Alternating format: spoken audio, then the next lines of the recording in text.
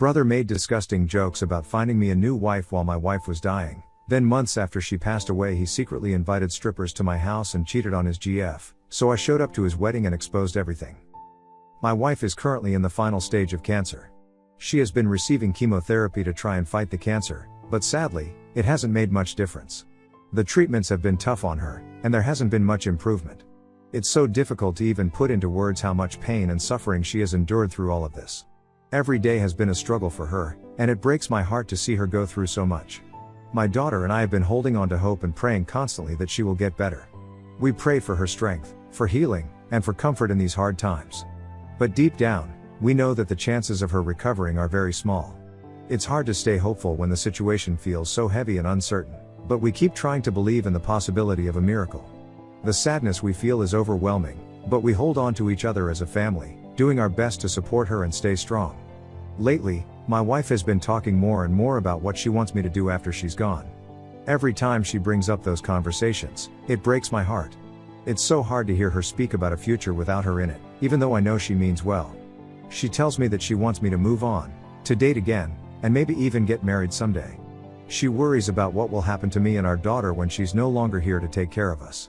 Even though she is facing such a difficult battle, she still thinks about our happiness and what's best for us after she's gone. She wants us to have a life full of love and joy, even if it's without her. Hearing her say those things just makes me feel sad. I have told her over and over again that she is the love of my life. There is no one else I could ever imagine being with or caring for the way I care for her. When I think about the future, I only see her. I don't even want to think about dating anyone else. My heart belongs to her, and it hurts so much that life might take her away from me. It feels so unfair, and sometimes I find myself wondering why God would let something so cruel happen to us. All I ever wanted was to grow old together, to share a lifetime of memories and moments with her by my side. I dreamed of watching our daughter grow up together, of celebrating birthdays, anniversaries, and all the small joys life could bring. But now, I face the painful possibility that those dreams might never come true. It's hard to accept that the future I imagine may be slipping away, and that the person I love more than anything might not be here for much longer. The thought of living without her feels unbearable. What makes all of this even harder is the way my family has been reacting to my wife's illness. While they do acknowledge that it's a sad situation, they seem more focused on what comes after, on how I should start thinking about my future without her. My parents have been encouraging me to start moving on, as if it's something that can or should be done quickly. My mom has even made subtle comments that, because of my looks, some of her friends are interested in introducing me to their single daughters. It's as if she's already thinking ahead to a life where my wife is no longer part of the picture. Even worse, my dad and my brother have been making light of the whole situation. They've been joking that once my wife is gone, I'll finally be free of my mop phase, and that I can join them for bar nights again, as if the loss of my wife is something I'll just bounce back from. Their comments have been thoughtless and hurtful, and they've made me feel even more alone in my grief. They don't seem to understand that this isn't something I can just move on from. When I shared with my family that my wife has been encouraging me to date again after she's gone, I expected them to be surprised or even a little emotional. Instead, they seemed almost thrilled by the idea.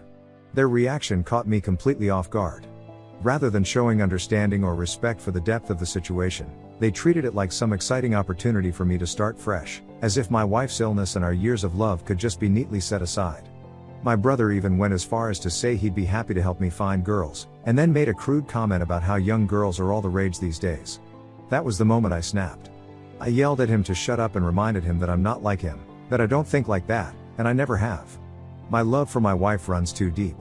We've been together since high school. She was my first real love, the only woman I ever went to prom with, and the person I imagined spending the rest of my life with. I can't even begin to imagine dating someone else, let alone someone younger. That kind of fascination makes no sense to me. I'm not interested in starting over with someone new just because others think I should. My heart is still with my wife. I love her, I respect her, and it's painful to see how lightly my family is taking this, as if love is something you can just move on from, like changing clothes. They just don't understand. This week has been especially hard. My wife's condition has taken a turn for the worse. She's weaker now, and each day feels more fragile than the last. My family came over recently to visit her. We were all sitting together, sharing small talk and trying to keep things light for her sake. Then, out of nowhere, my brother brought up something that caught me completely off guard. In front of everyone, he asked if it was true that my wife wanted me to move on after she passed away. I was stunned. I couldn't believe he would bring up something so personal and so painful in that setting, especially with her right there and in such a delicate state. I just sat there for a moment, not even sure how to respond. It felt completely inappropriate and deeply insensitive. Why would he bring that up now? Why would he choose that moment, in front of family, in front of her, to talk about something that I'm barely able to process myself? This isn't the time for those discussions, especially not like that, not casually, not publicly, and not without care. When my brother asked that question, my wife gave a soft, sheepish smile and quietly admitted that, yes, she had told me those things. She said she wanted me and our daughter to have the best life possible, to keep living, to be happy, and to carry on even if she couldn't be with us. She spoke with so much love, even in her weak state, trying to ease the weight of the grief she knows I'm already carrying. It was a moment that should have been met with silence, with respect, or even just a simple nod of understanding. But instead, my brother, standing there in front of my dying wife, chose to turn it into a joke. He said he was really tired of all these hospital visits and hoped that my next wife would at least be the kind who could take me out and have some fun. I was frozen in place, completely stunned by what I had just heard. My jaw clenched in anger. My wife just gave a sheepish smile and, in her gentle way, tried to lighten the mood. She assured him that she, too, hoped I'd find happiness again someday. I could tell she was trying to stay strong, to be gracious, even when the moment didn't deserve it. But I also saw something flicker in her expression, a subtle look of sadness, like his words had landed deeper than she let on. Then my brother, clearly not reading the room or the emotion in her eyes, went on to say how, with my good looks and build, he was definitely going to help me move on with another woman. He said it like it was a joke, something to laugh about, but there was nothing funny about it. My wife let out a soft laugh, probably just to keep the peace or avoid more tension, but I could tell it stung. She's already giving everything she is just to be here with us, to face each day with dignity, and to hear people speak so lightly about her being replaced felt deeply unfair to her and to the life we built together. My heart broke for her. I couldn't believe he would say something so disrespectful, especially right in front of her. This is the woman I love, who has given everything to our family, who is still fighting with every ounce of strength she has. And instead of honoring that, he was making jokes. Later, when I had a moment alone with my brother, I confronted him, angry, hurt, and needing him to understand just how wrong he had been. But instead of showing any remorse, he brushed it off. He said he was just joking around, like it was no big deal. Worse, he tried to justify it by saying my wife didn't seem to have a problem with it, also, as if her trying to keep the peace and not cause tension meant that what he said was okay. He completely missed the point. My wife didn't laugh with him because it wasn't funny. She laughed because she's gracious, because that's the kind of person she is, even when people don't deserve her kindness. And the fact that he couldn't see that, couldn't even try to understand why his words were hurtful, only made me realize just how insensitive he can be. Later that evening, after my family had left, I went back to check on my wife. When I walked into the room, I found her sitting there quietly, tears slipping down her cheeks. She wasn't sobbing or making a sound, just silently crying, like she had held it all in for as long as she could. That image will stay with me forever. She had put on such a brave face earlier in front of my brother, laughing along and pretending everything was okay. But now that she was alone, the pain was finally showing. I sat down next to her, my heart breaking all over again. I told her how sorry I was for what my brother said, for how thoughtless and hurtful it had been. I told her she didn't deserve to be spoken to that way, especially not in the state she's in. But even through her tears, she brushed it off. She said she wasn't hurt and that he didn't say anything wrong. But I could see it in her eyes, she was hurt. Not just by the words themselves, but by the way people around her were already talking about life without her, like she was somehow fading into the background before she'd even gone. Lately, I've noticed her crying more often. She seems sadder than usual. And every time I see her like that, it hurts. I feel like it's my fault. Yes, my brother should never have brought up such a sensitive topic the way he did, especially not in front of her. His words were thoughtless and careless. But at the same time, I keep going back to the fact that I'm the one who told them. I thought I was just sharing something honest, something meaningful that my wife had told me, something that showed her heart. I believed my family was a safe space. I thought they would respond with understanding, with compassion. I never imagined they'd take something so sacred and turn it into jokes. So, Ida here? Please be honest. Update 1. Thank you all so much for your kind and thoughtful comments. I don't usually post on Reddit, so I wasn't sure what to expect, but I've been deeply touched by the compassion and support from this community. It means more than I can express right now. I won't lie, I do struggle with survivor's guilt. It's something I carry every single day. Watching the person I love most in this world slowly fade while I continue on feels unbearable at times. I often ask myself, why her and not me? There's no answer, and that silence is one of the hardest things to live with. Right now, all of our energy, financially, emotionally, and physically, is going into her care.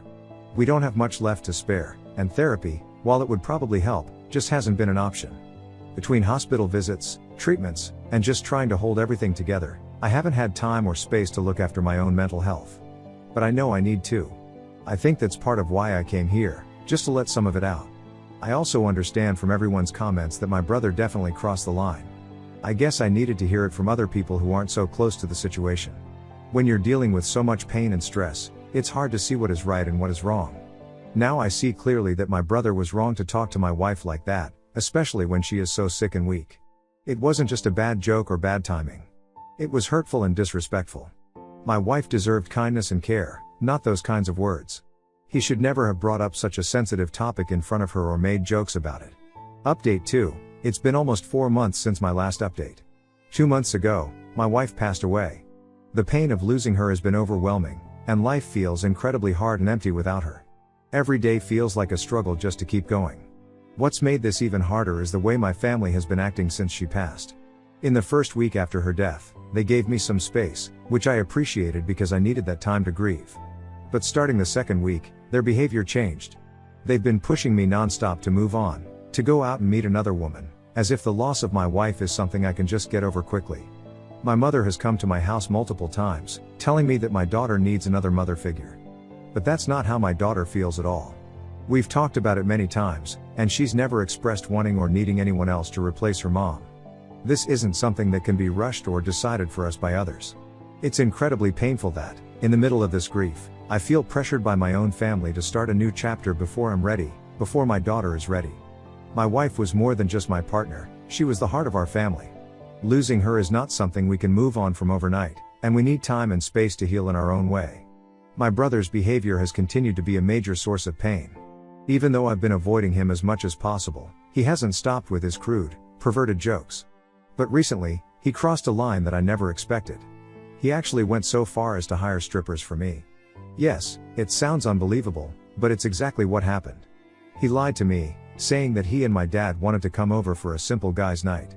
He suggested that I send my daughter to stay with my mother for just one night, so that we could have some time to relax, drink beer, play video games, and hang out like old times.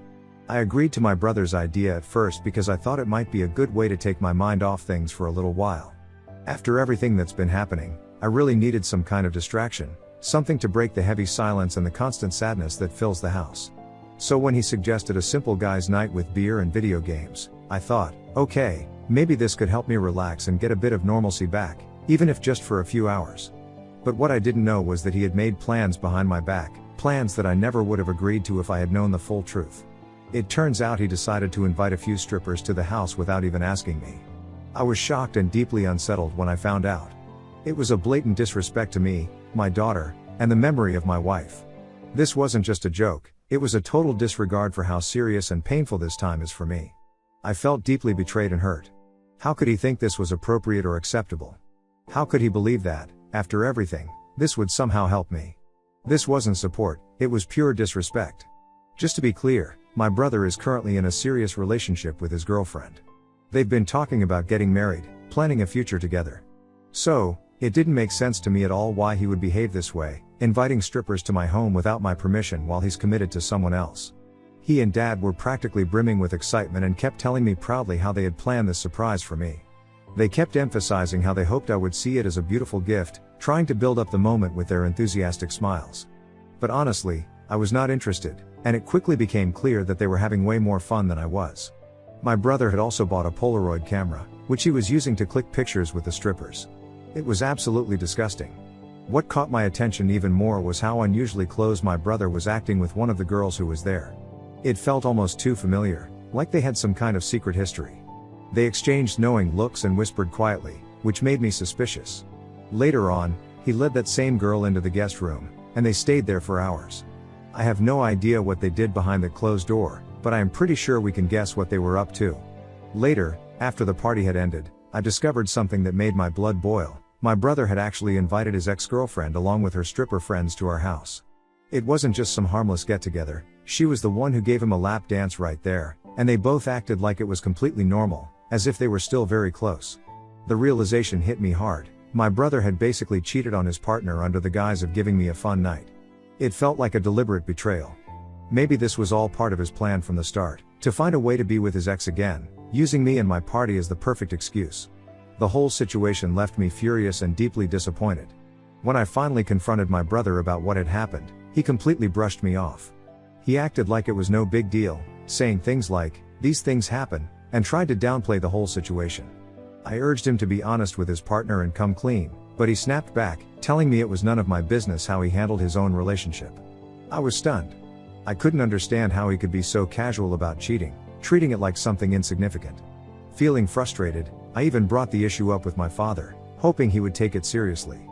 But to my shock, Dad didn't seem very concerned either. It was like neither of them saw the betrayal for what it truly was, and that made the whole situation even more painful to process. And if you're wondering whether my mother was unaware of the party, you'd be mistaken. She knew all about it. In fact, she was part of the plan as well.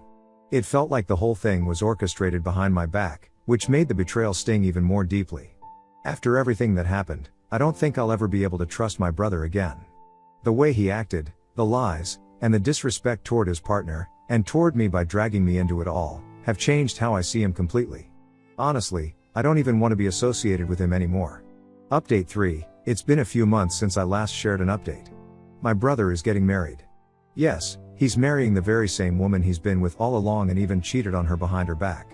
For anyone wondering, I never told his partner about that night at my house, the night he spent with his stripper ex. I had hoped he would eventually come clean to her on his own, but clearly, that hasn't happened. It's frustrating and disappointing to see him moving forward as if nothing ever happened. For some context, ever since that whole incident unfolded, I've consciously distanced myself from my brother. Our contact has become minimal, I hardly speak to him anymore, and when I do, it's strained and awkward at best.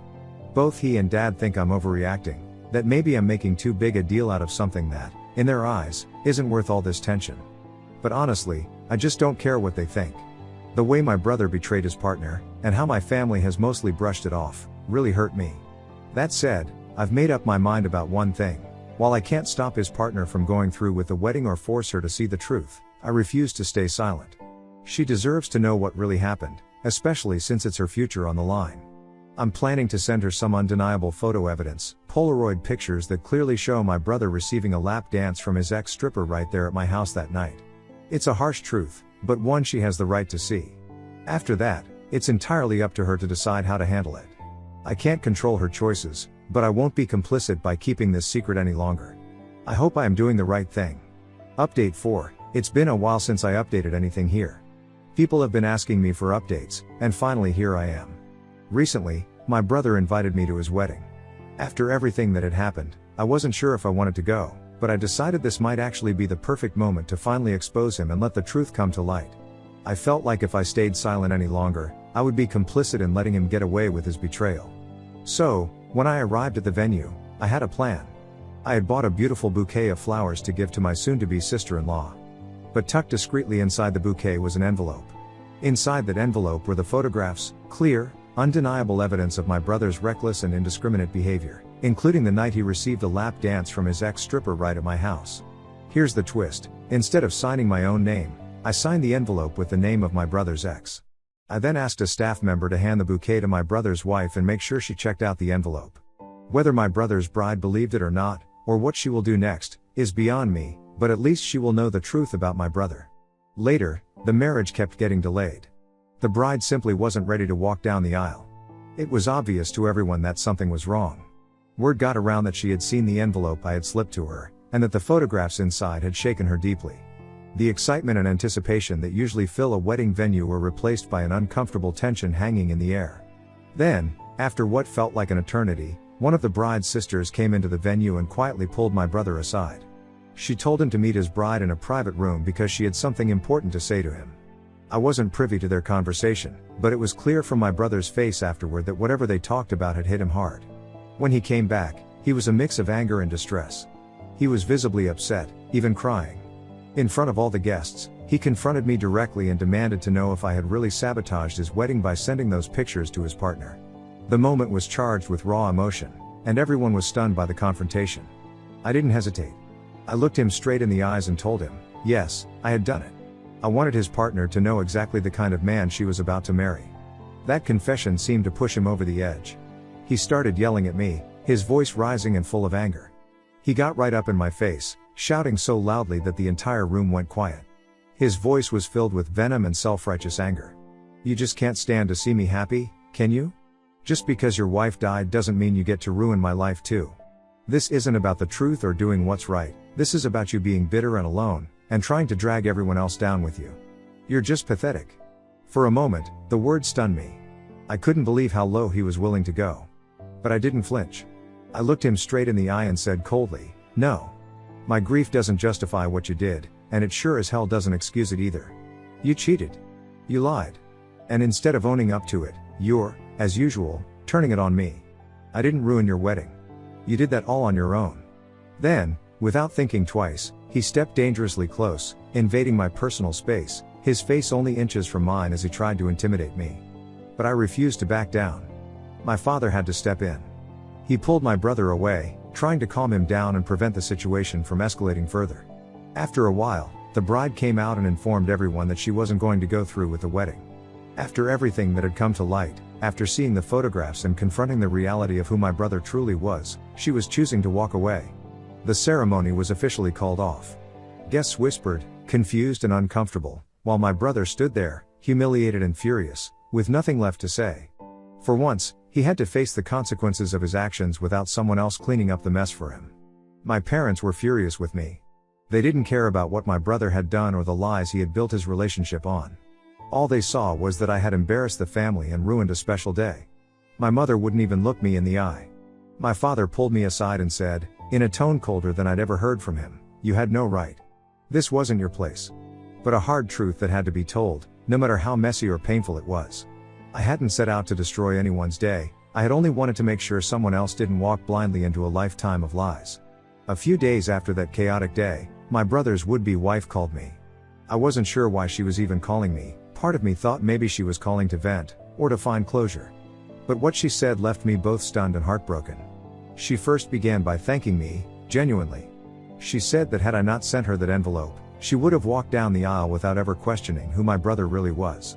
She told me how, when she confronted him privately with the photos, he finally broke down and admitted everything, not just about that one night, but about other incidents she had long suspected but never confirmed.